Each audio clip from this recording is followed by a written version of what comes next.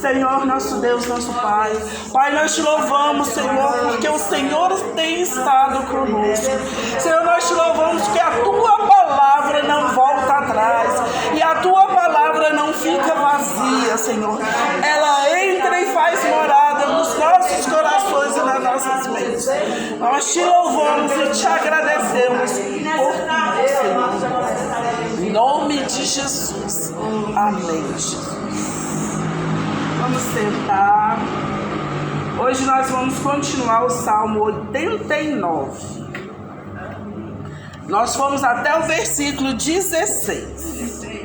Mas como tem muitos irmãos que não estavam aqui, ó, irmã Raimunda, tem muita gente que não estava aqui, vamos falar rapidinho só sobre o que a gente estudou.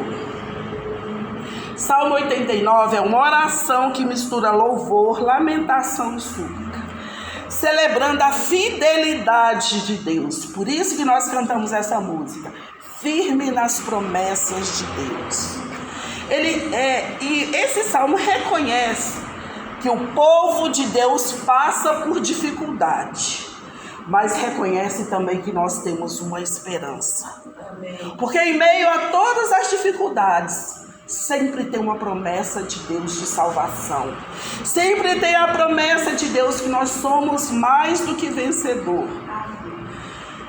Então o Salmo expressa a dificuldade, mas também dá esperança. O livramento de toda aflição. O Salmo começa com Jerusalém sendo invadida. Com Etan, o escritor do Salmo, vendo isso, vendo os seus familiares sendo mortos, vendo os muros de Jerusalém caindo, vendo o templo ser derrubado. Ele está num momento de aflição, mas ele começa louvando a Deus. Nós vimos que a primeira parte do Salmo é louvores a Deus, que nós já estudamos do versículo 1 ao 4. Agora nós estamos terminando a segunda parte, que é a adoração a Deus. Versículo 17. Porquanto tu és a glória de sua força, no teu favor avulta o nosso poder. Irmãos, esse versículo reflete a ideia de que a glória de Deus é a nossa fonte de força. E que é no favor de Deus, ou seja, na sua benevolência e graça, que o nosso poder se manifesta. Aí a gente tem que parar um pouquinho, porque muita gente acha que tem poder, muita gente acha que é importante, e segundo a Bíblia, ninguém o é. Se alguém tem algum tipo de poder na terra, esse poder foi concedido por Deus. Então nós não temos poder próprio, nós podemos ser o homem ou a mulher mais poderosa do mundo, esse poder sempre vem de Deus. Versículo 18. Pois ao Senhor pertence o nosso escudo, e ao Santo de Israel o nosso rei. A aliança com a dinastia de Davi se estendeu de Davi a toda a nação. Quando Deus pega um rei para si, ele pega todo aquele povo. Quando Deus tem uma promessa com o rei, a promessa se estende a todo aquele povo. A promessa, mas não o castigo pelo pecado. O castigo pelo pecado vem quando o rei peca e induz o povo a pecar. Porque só quando o rei peca e ele não induz todo o povo a pecar, o povo fica firme com Deus, só o rei paga pelo aquele pecado dele. Mas o nosso grande problema é que nós somos... A sociologia chama de massa de manobra. Se a gente vê o rei pecando, aquilo ali vai pegando, como uma gripe. Vai pegando todo mundo. Dali a pouco, aquele país todinho está pecando. Ainda tem até um ditado. Todo mundo está fazendo. Só que nós não somos todo mundo. Nós somos povo escolhido, povo separado de Deus. Nós somos aqueles santos que temos uma aliança com Deus. Nós nem somos desse mundo.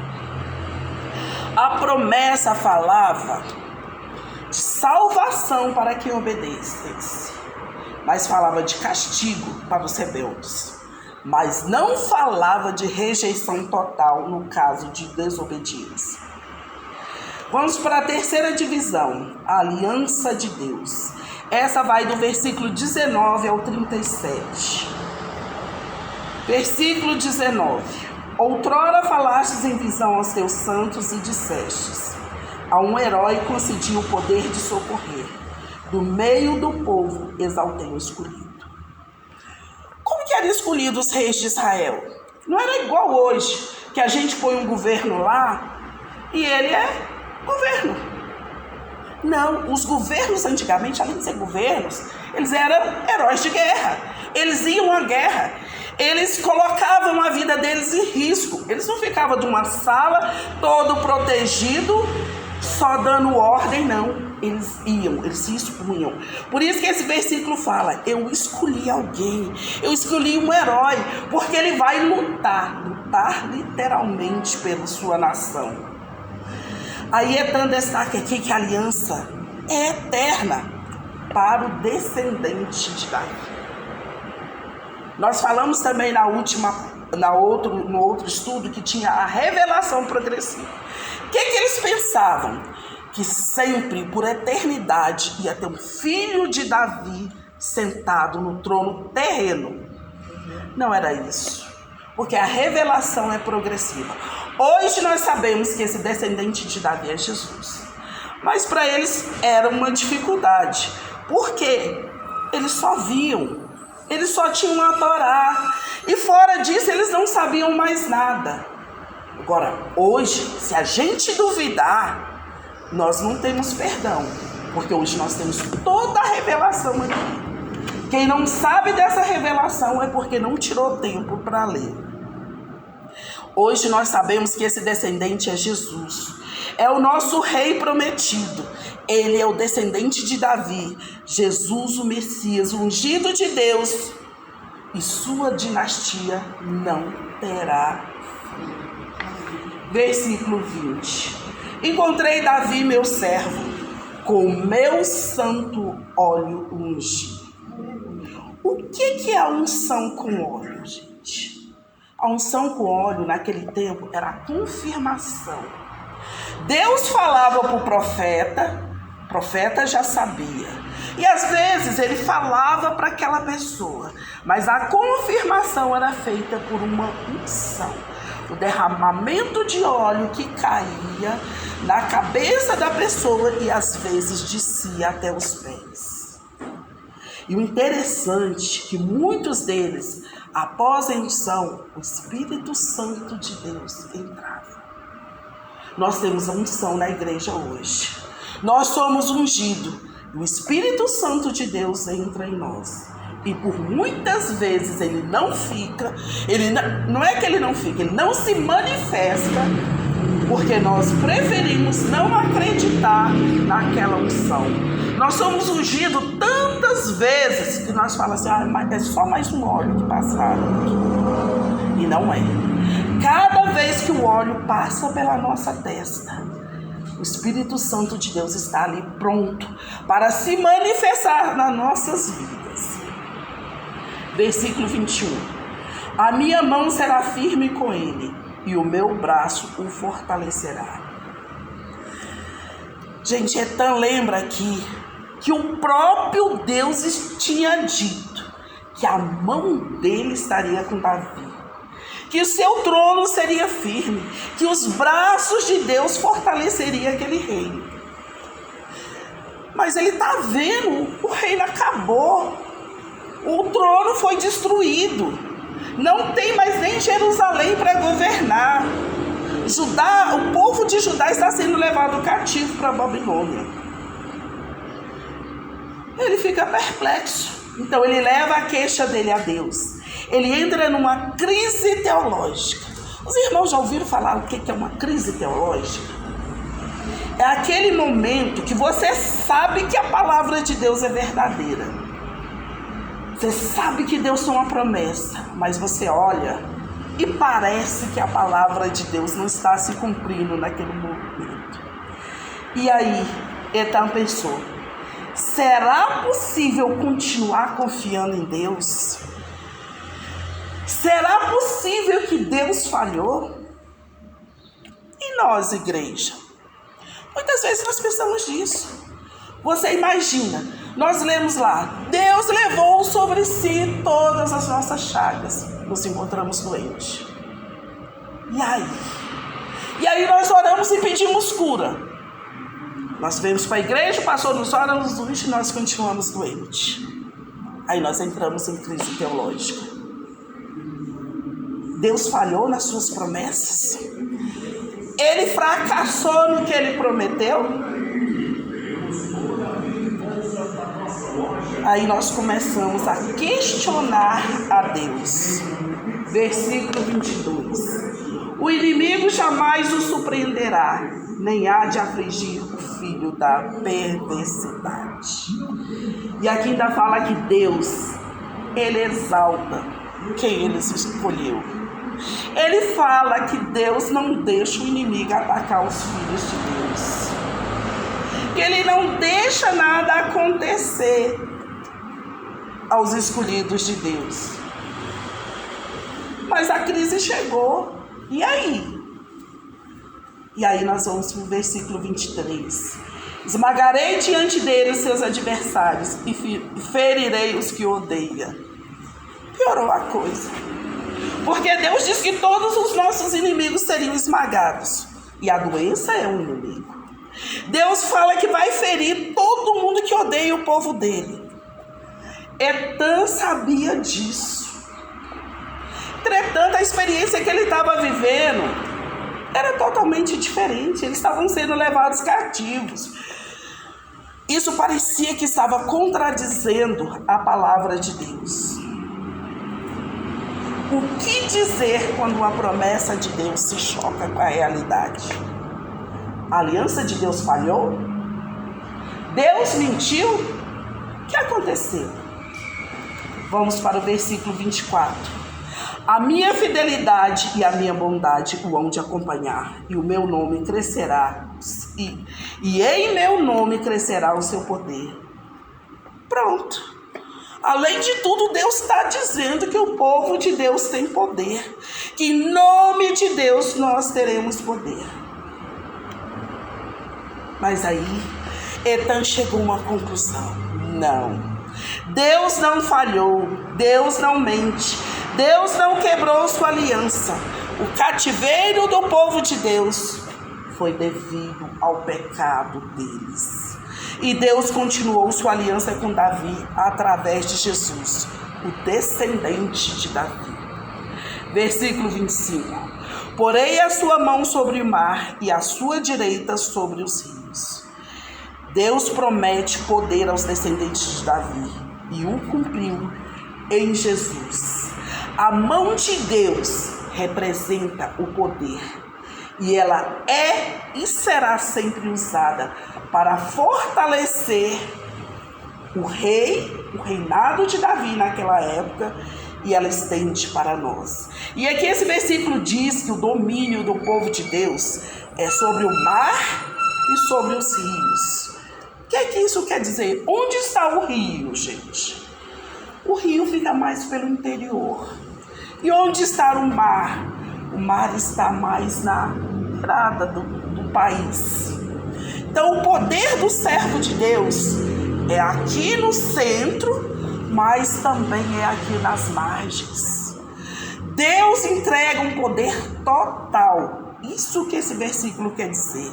Reino de grande extensão, de grande poder.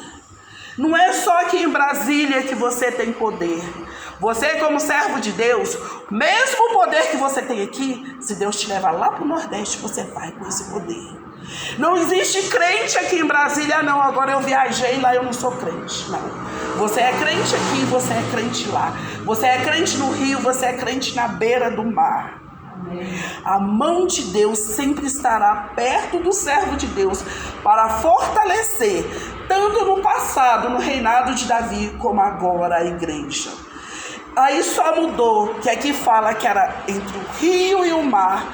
E para nós, Jesus falou, até os confins da terra. depende do quê? Esse poder em nossa vida depende de quê? Da mesma coisa que dependia no passado, de nós não nos rebelarmos contra Deus.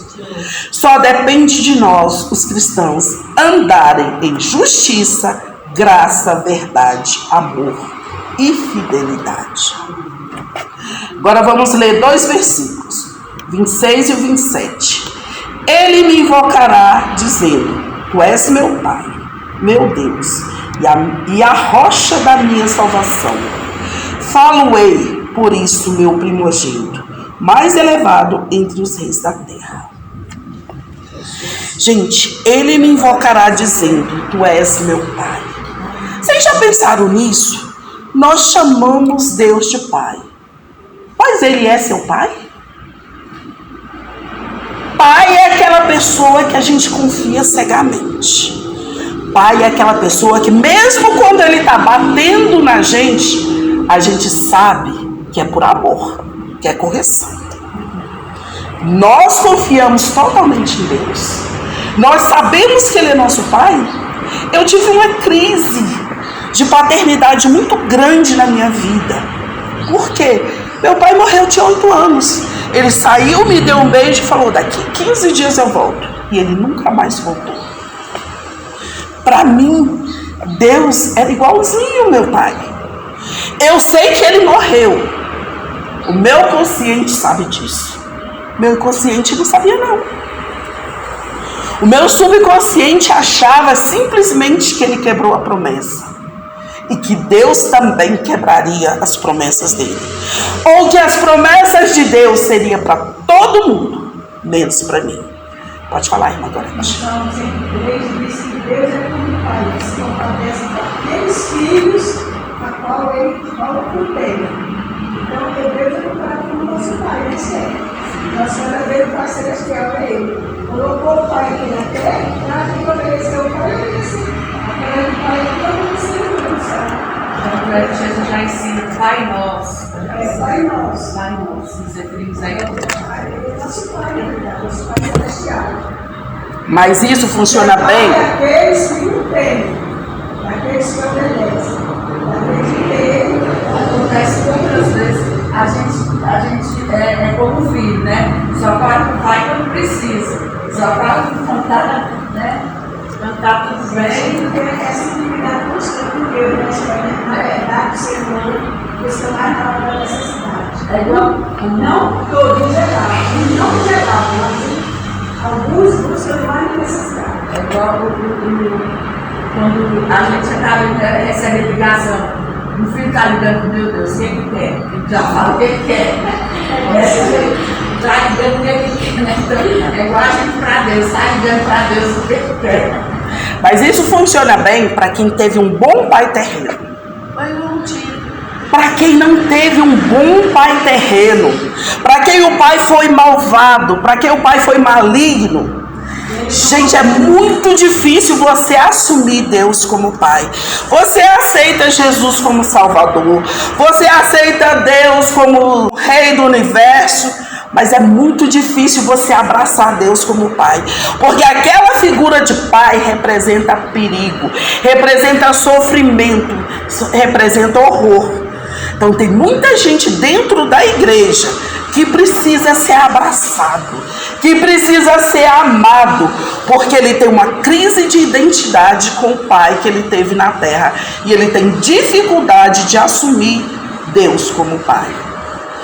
Davi. Em geral, o pai representa Deus aqui na terra. Por exemplo, lá em casa, o pessoal tem tudo que acontece no próximo, tá? E ela fala assim: pai, faz isso, ele faz. Aí, a família grávida, né, fala assim: ai, pai, eu vou voltar a tomar um caldo. E o pai saiu para comprar um caldo, e quando ele chegou, já estava falando caldo, e ele com meu pai. Aí a família fala: ai, tá uma delícia esse caldo com meu pai. Isso é que eu tinha. Aí eu não foi seu pai, não foi eu. Foi a senhora, quer dizer. É o pai que sempre faz, né? Então, a mãe faz, né? Mas olha a primeira frase que você falou. A pessoa se espelha em Deus como o pai da terra. É esse o grande problema. Se o pai da terra foi horroroso, as pessoas pensam que Deus é horroroso. Davi não teve um bom pai. Porque vocês lembram que quando ele foi lá escolhido, quando o profeta foi na casa dele e falou assim, você tem mais algum filho? O pai dele falou assim, lembrei, eu tenho mais um, mas esse não é igual esses aqui, ó, que fica dentro da minha casa, não. Esses ficam lá fora. Ele dorme com as ovelhas, ele come com as ovelhas. Quer ver, Davi tinha problemas. Alguns historiadores falam que ele não era filho da mesma mãe, que não era filho da esposa. Por isso que teve esse problema. E aí, o que acontece? Ele chegou aos pés de Deus. Ele não tinha Jesus, mas ele tinha intimidade com Deus. Aí a ferida do peito dele foi curada. E ele sabia que Deus, ele reconheceu Deus como Pai. Ele reconheceu Deus como rocha, como refúgio seguro. Que é isso que o Pai significa. Se eu tenho um problema, eu corro pro meu Pai, ele resolve. Ele é minha rocha, ele é meu refúgio seguro. E Deus é Deus Supremo. Consequentemente, quem é filho de Deus é herdeiro. E se é herdeiro, é um príncipe. Deus não é o rei supremo? Filho de Deus é príncipe. E para Davi, Deus falou que ele seria o seu primogênito, o mais elevado rei da terra. Deus deu uma posição de honra. O que isso significa? Davi perfigurava Jesus. Naquele tempo, antes do Novo Testamento, a Bíblia dizia, olha, vai vir um que vai ser o meu primogênito, que vai ser o meu filho, que vai ser o que tem mais poder na terra.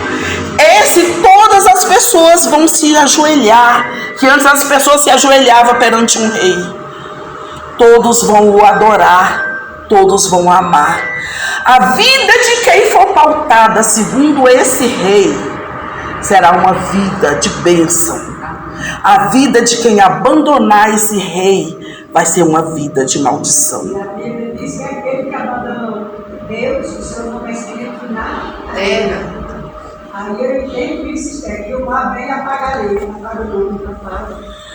Mas existem algumas religiões ditas cristãs que pregam heresia. Porque o problema das religiões ditas cristãs é porque elas pregam a Bíblia. Elas mudam uma coisinha. E as pessoas não leem a Bíblia. E essa coisinha, algumas coisinhas estão levando as pessoas para o inferno. O que essas religiões dizem? Deus foi o primeiro, Jesus foi o primeiro a ser criado. E se Jesus é uma criação, ele não pode ser Deus. Tem religiões aqui próximas da gente que dita essas coisas. E tem gente que não lê a Bíblia, que só ouve o que fala e vai caminhar a vida inteira dentro de uma igreja achando que é cristão e vai para o inferno. Porque qual é o único caminho que nos leva a Deus? Jesus. Quem é Jesus? Deus. Se a pessoa não acredita em Jesus, se não acredita que Jesus é Deus, não vai chegar em Deus. Não tem outro caminho, não tem como. Agora nós vamos ler o versículo 28 e 29 juntos. Conservar-lhe-ei para sempre a minha graça, e firme com ele a minha aliança. Farei durar para sempre a sua descendência, e o seu trono como os dias do céu. Nada jamais alterará o amor de Deus por Davi. Quando Deus faz uma promessa, ele cumpre. Todos os lugares que a gente for, as pessoas vão falar de Davi. Davi foi um homem santo? Não, foi um pecador. Talvez Davi cometeu muito mais pecado do que muita gente. Davi teve uma vida boa? Não. A vida de Davi foi muito ruim. A gente pensa assim, ele foi rei. Ele foi rei. Mas ele teve uma família. A família não se gostava. A família brigava. Ele teve filha que foi atormentada. Ele teve filhos que se mataram. Os filhos brigavam contra ele, tentavam tirar o reino dele. A vida dele foi difícil. Às vezes a gente pensa que a nossa vida está difícil demais. Vai ler a Bíblia e você vai descobrir o que é vida difícil. Pode falar, Ele disse que Davi, ele morreu muito velho. Davi morreu com 70 anos. Mas por que ele morreu muito velho? Porque ele teve um sol conselheiro dele. A vida dele, como você falou, foi uma vida de luta o tempo todo, guerreando com tudo e com todos, né? Até com o filho foi que tomou o trono dele. Então, assim, por isso que ele morreu muito velho. Eu estou com 74, eu sei muito velho. Uma mãe com 80 e pouco, a mulher viva dessa maravilhosa. E Davi morreu velho, muito velho. Ele morreu com 70 anos. 70? A minha fala que foi de 60 a 70 anos. 70 anos. Foi 10 anos. Quando ele foi. Aí faz as coisas. Quando ele reinava, quantos anos ele tinha? Dá 70 anos. Pois é. Vocês imaginam que 70 anos naquele tempo era como morrer jovem. E o pior não foi ele morrer com 70 anos. Foi aos 70 anos ele já não enxergar, não se aquecer, não conseguir comer direito. Então o corpo dele sofreu todos os problemas da vida dele. Aos 70 anos, hoje, nós andamos, nós comemos, nós amamos e nós conseguimos nos aquecer. Mas Deus tinha aquele chamado para ele e ele cumpriu o chamado dele. E isso não tira, ele ter sofrido, não tira o amor de Deus para ele. Não muda a aliança de Deus com ele. Não muda que o descendente de Davi veio dele, da sua linhagem real. Nesse versículo tem escrito também dias do céu, que quer dizer por toda a eternidade. Agora, a partir desse versículo, o tom muda. Porque agora o salmista fala que Deus tinha deixado condições para que os filhos de Davi, os filhos terrenos dele, continuassem no trono. Versículo 30. Se os seus filhos desprezarem a minha lei e não andarem nos meus juízos, vamos ler o 31 e 32 também. Se violarem os meus preceitos e não guardarem os meus mandamentos, então punirei com vara as suas transgressões e com açoites a sua iniquidade. Filho do rei, escolhido por Deus, pecou e até vara, açoites. E para nós, gente? Nós somos filhos de homens comuns. Se a gente pecar, o que vai acontecer? Por muitas vezes nós pecamos, aí nós mentimos até para nós mesmos que nós não pecamos e achamos que Deus não viu que a gente pecou. Como disse o pastor, tem muita gente que tem mais medo dele do que medo de Deus. Faz as coisas escondido dele, mas não faz escondido de Deus. Vem na igreja o dia que ele está, mas não vem o dia que ele não vem. E acha que está sendo crente. Está crente no pastor Filemon, não é crente em Deus. Porque crente em Deus sabe que Deus está vendo tudo, está sabendo de tudo e que Deus tem açoites para quem estiver em transgressão. O temor tem que ser se não está na presença de Deus. Problema? Não é isso? O problema é que tem gente que acha que vir ao culto já está na presença de Deus. Que está dentro da igreja sentado, está na presença de Deus e não está. Tem gente mais fora do caminho de Deus dentro da igreja que às vezes lá fora. A gente usa até a palavra desviada. A Bíblia não existe desviado. Ou você é de Deus ou você é do diabo. Então, se você saiu da presença de Deus, você já se entregou para o diabo. Não adianta ficar passando a mão. Não, é meu amigo é desviado, ele ainda é de Deus. Não tem isso. Não existe um muro para você ficar em cima. É Deus ou o diabo, a escolha é só essa. Embora os filhos de Davi fossem desleal, se eles fossem desleal, eles sofreriam o castigo de Deus, por mais que Davi tivesse sido leal. Deus não quebraria a promessa a Davi, mas ele castigaria o filho dele, seu descendente. Versículo 33. Mas jamais retirarei dele a minha bondade, nem desmentirei a minha fidelidade. O que é que aconteceu? Não foi só o rei que pecou. A maioria do povo pecou adorando a outros deuses. E também com pecados morais. Gente, Deus olha todos os pecados. Mas o que destrói uma nação é a idolatria e o pecado moral. Porque a mentira destrói as pessoas envolvidas. Agora, quando vocês veem uma igreja ser destruída, é quando é um pecado moral. Se mentira destruísse igreja, não tinha mais igreja nenhuma. Porque a mentira anda na igreja assim, ó. Se a fofoca destruísse igreja, também não tinha mais igreja nenhuma. Agora, o pecado moral racha a igreja no meio, quando não destrói a igreja totalmente. A idolatria, quando se traz uma idolatria por em cima do altar, a igreja morre. Porque a Bíblia diz que quem adora o ídolo fica igual a ele. Não fala, não manda, não sai do lugar, precisa de pessoas para carregar. E não pensa que idolatria é uma imagem. Hoje em dia, quem nós temos de idolatria? Pregadores famosos. Quem nós temos de idolatria? Cantores famosos. Músicas famosas. Tudo isso é idolatria no meio do povo de Deus. O reino estava em declínio. Não havia mais descendente de Davi sobre o trono de Jerusalém. Mas Deus ainda preservava milagrosamente a semente real. E essa semente subiria ao trono no seu próprio tempo. Vamos ler agora o 34 e 35. Não violarei a minha aliança, nem modificarei o que os meus lábios proferiram. Uma vez jurei por minha santidade, e serei eu falso a Davi?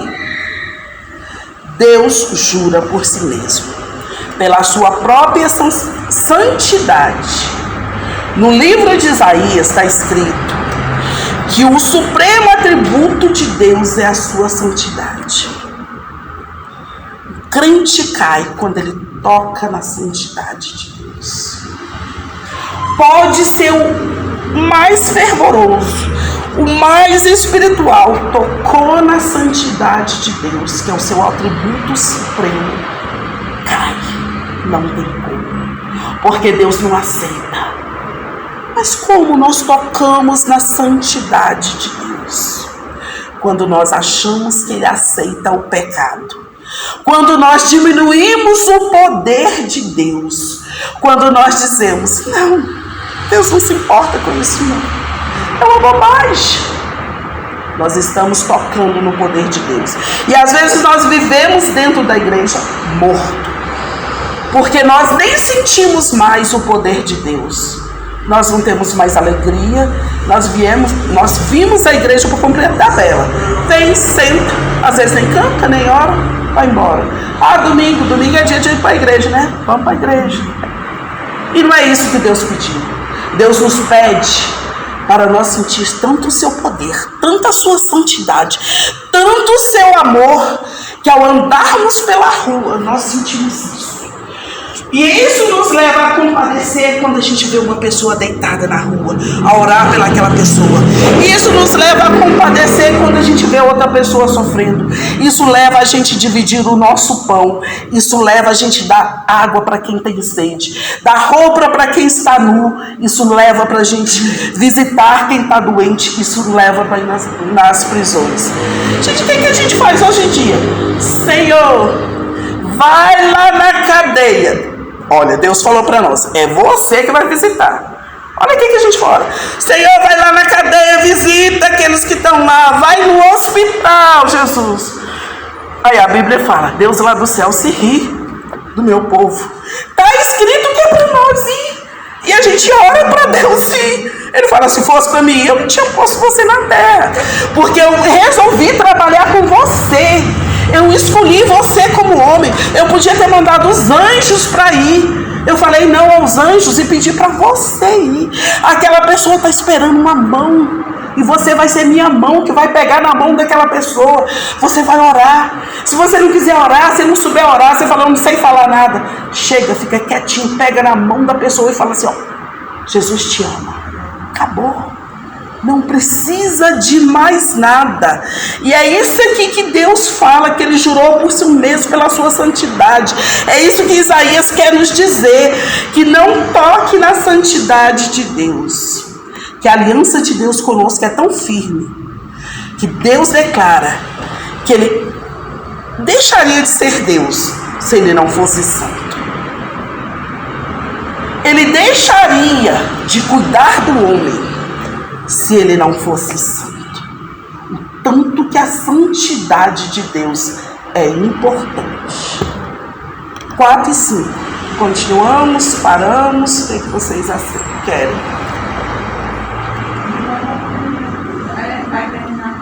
Vai não? Então tá. Então vamos parar aqui. A próxima aula vai começar no 36. 6. Então vamos orar. Tem algum pedido de oração hoje? O Marco pediu para orar pela Patrícia, uma gerente dele, o dia que Deus, e aquela criança que a Raquel colocou no nosso grupo das mulheres. Eu nunca sei o nome dela. Eu não sei o nome também. Então vamos. Então vamos ficar em pé. Como sempre, gente, eu não vou falar o nome de ninguém, mas eu vou orar. Valéria é uma sobrinha da Redomil, ela vai passar por uma cirurgia, vai para Senhor Deus de amor, Deus de graça, Deus de misericórdia. Senhor, em nome de Jesus nós estamos apresentando. Pai, foi aqui dito vários nomes. Senhor, a tua memória é melhor do que a minha, melhor do que a nossa, Senhor. E o Senhor já ouviu, o Senhor já recolheu esses nomes para o teu trono sagrado. O Senhor sabe o problema de cada um. O Senhor sabe onde tem que entrar com providência para cada pessoa. Vai, Senhor, de encontro. Se é salvação, conceda, Pai. Se é falta de perdão, conceda, Pai. Se é doença, traz a cura, Pai. Oh, Senhor, trabalha nessas vidas. Em primeiro lugar, nós te pedimos, Senhor, a salvação de cada um. Porque nós sabemos que com a salvação vem todas as bênçãos, Senhor, advindas da tua salvação. Mas tu prometes curas, tu prometes transformação, Senhor. E cada pessoa apresentada está aqui, Senhor. Pai, nós te louvamos pelo dia com Deus. Nós te louvamos porque é um momento, meu Pai, que nós vamos tirar para passar contigo. Que o teu Santo Espírito esteja trabalhando em tudo, meu Pai. E que toda a ingerência do inimigo caia por terra. Em nome de Jesus. E que o teu nome seja glorificado cada dia. Pai, que cada pessoa que for ter que passar por cirurgia seja segundo a tua vontade. Que cada pessoa apresentada que seja doente seja curada. Que o teu amor, a tua graça esteja com cada um. Senhor, nesse mesmo propósito nós te apresentamos a nossa caderneta de oração, meu Pai. Pai, cada nome aqui, Senhor, seja, Senhor, entregue, Senhor, nós colocamos, Senhor, na tua presença, porque tu mesmo disseste, meu Pai, para nós entregarmos para te descansar, porque só encontramos descanso na tua presença. E em nome de Jesus nós sabemos que o Senhor vai curar, vai libertar, vai salvar, vai trazer para o reino do teu amor, Pai. Em nome de Jesus. E se for pecado, o Senhor vai convencê-lo, meu Pai. E vai, Senhor, haver libertação nessas vidas. Em nome de Jesus. Pai, nós te louvamos por esse momento. Pai, nós te agradecemos porque o Senhor é fiel, porque o Senhor é justo, porque o Senhor é misericordioso. E nós só estamos aqui devido à tua misericórdia, devido à tua graça, devido ao teu perdão e à tua longanimidade, Senhor. Nós te louvamos, Pai. Obrigada pela alegria que o Senhor coloca nos nossos corações. Coloca a tua alegria no coração de cada servo aqui. Coloca também capacidade, disposição para pregar o teu evangelho, Senhor. vida, Senhor. Vida com abundância para cada um. E se tiver alguém aqui doente, Senhor, traz a cura. Se tiver alguém aqui preocupado, Senhor, traz paz. Se tiver alguém aqui precisando, Senhor, de um abraço, abraça com teu amor, com tua paz. E abre os olhos, meu Pai, para essa pessoa ver o que o Senhor está fazendo na vida dela. Em nome de Jesus. Amém. E a vitória é nossa, pelo sangue